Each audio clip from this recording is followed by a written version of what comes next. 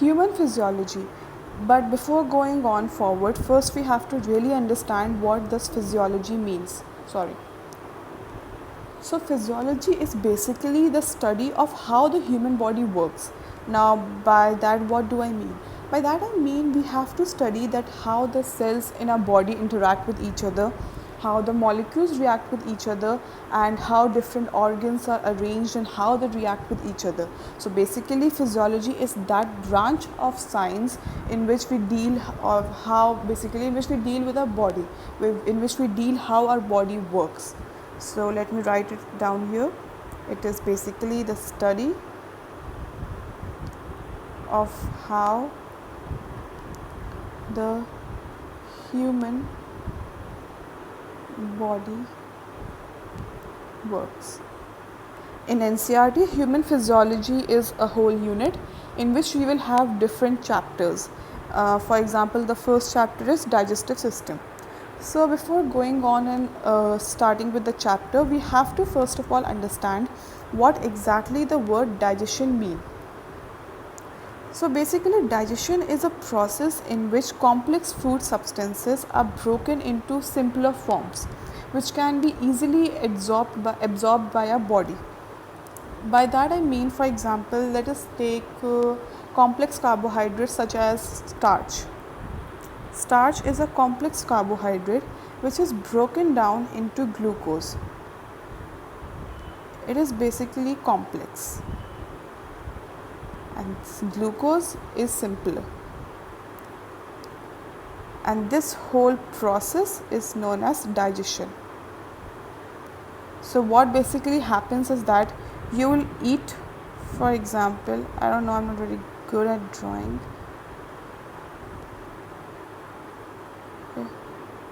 For example,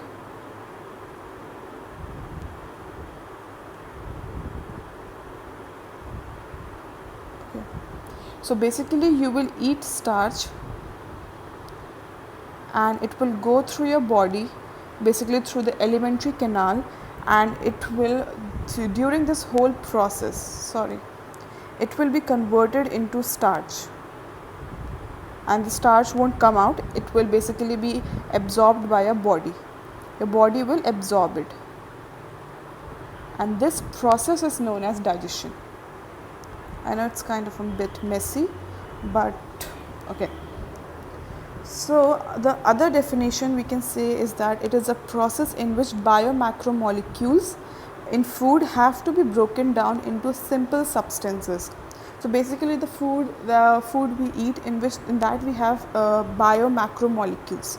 Now the first question is, what exactly does this word mean, biomacromolecule? So biomacromolecules are basically large in size. They are somewhere around 800 to 1000 Dalton. They have high molecular weight. Now exactly what I want to say by macromolecules are basically they are polymers. Polymers as in, when I mean polymers, polymer is basically a chain which is made up of monomers. So this is a monomer, this is a monomer, this is a monomer, this is also a monomer, this. And this whole chain, this is a polymer. So basically biomacromolecules are polymers which are made up of simple monomers. So basically during the process of digestion, these bonds are broken down and we get these monomers which are basically the simpler form. Now the next topic is digestive system. So in order to convert this complex food substance into a simpler food substance which our body can absorb, the food has to go through the digestive system. So whenever we talk about human digestive system, we will see that we'll have two large groups, or not exactly groups, but we can divide it into two large areas, the alimentary canal and the associated gland. So the alimentary canal is the passage through which the food passes, basically, which is a mouth, then from esophagus, then basically it goes to a stomach, then intestine, and then through the anus the food or the remnants of the food comes out. The associated glands basically release juices or their secretions which help in digestion.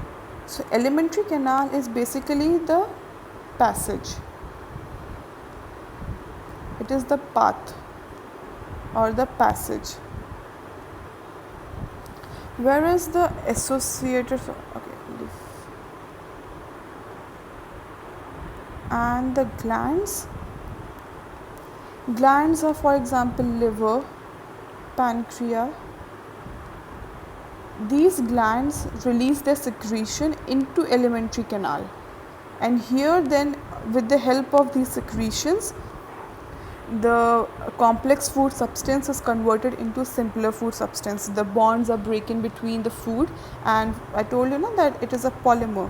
So with the help of these secretions, these bonds are broken down, and then we get the simpler monomer form, which can be absorbed by the body. Sometimes they need some kind of modification, but mostly they are easily absorbed. So basically the whole process of digestive system is to convert complex food into simpler substance. So now we'll take up alimentary canal first. Alimentary canal begins with mouth, which is basically an anterior opening of the digestive system, and it opens out posteriorly through anus. Mouth opens into buccal cavity or oral cavity. The mouth then opens into buccal cavity. So the basically whenever you open your mouth and you see a whole cavity or area, that area which you can see, in which you can see your tongue and your teeth, that area is known as the buccal cavity. Your buccal cavity has teeth and muscular tongue present in it. Now we have a new term here, the codont. The codont is basically nothing. It basically means it is basically a kind of arrangement in which the tooth are embedded inside the jawbone. So for example, if this is your jawbone, okay, just imagine that this is a jawbone and these are the sockets. So your tooth will be somewhat embedded in it. And this whole arrangement is known as the codont. So basically it is a kind of arrangement in which your teeth are present inside the jawbone. Your jaw has sockets, and in that socket teeth are present. Now we have the phyodont. The phyodont is basically dentition. A dentition, first of all, we have to understand the term dentition. Here also we have used it. Dentition is basically the arrangement of teeth in an organism. So here we are talking about human dentition. So basically it is the arrangement of teeth in human, how they are arranged. So first of all we talked about the codont, in which the tooth are present inside socket. It is a kind of arrangement. It is present in humans also. Then we'll talk about the phyodont. Here basically during the whole lifespan of an organism, you will have two different set of teeth. The first set is the temporary milk set, or we say that children have milk teeth and the milk teeth come out. This temporary set is known as deciduous teeth or milk teeth. And then we have the permanent or adult teeth. So the permanent teeth replace the temporary teeth. Examples are mostly mammals, including humans. So basically here what I'm trying to say is that first of all, during the whole lifespan of an organism, they'll have temporary teeth, they have permanent teeth, and the temporary teeth are replaced by the permanent teeth.